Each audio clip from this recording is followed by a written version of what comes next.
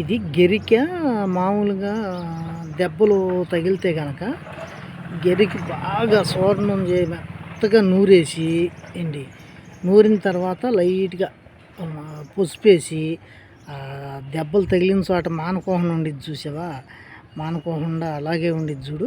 దాని మీద ఇది వేసి ఊరినట్ట రాసేసి కట్టేస్తే కనుక ఆ గాయాలు అనేది మాడి మసి అయిపోతాయి.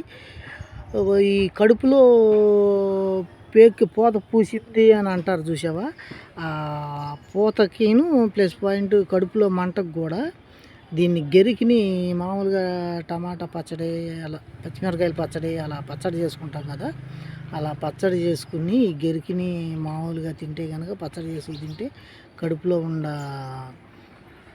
ఆ పూత అనేది, కడుపులో ఉన్న అల్సర్ అనేది ప్లస్ పాయింట్ కడుపులో ఉన్న మంట అనేది గెరికి పచ్చడి చేసి తింటే కనుక కడుపులోది పోయిద్ది.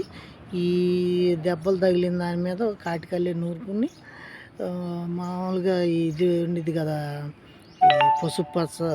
పసుపు వేసి లైట్గా దాని మీద కట్టుకుంటే కనుక రాసి కడితే కనుక ఆ గాయాలు అనేది కూడా మాడి మసి అయిపోతాయి అన్నమాట.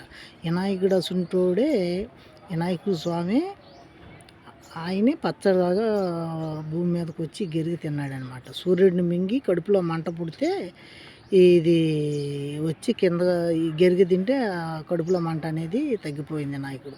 ఇది గంధాల్లో రాసి ఉంది, ఇది నేను చెబుతాం కాదు, మీరు కూడా పరిచయించుకోండి కావాలంటే కనుక. నచ్చితే కనుక ఒక లైఫ్ అయితే కొట్టండి.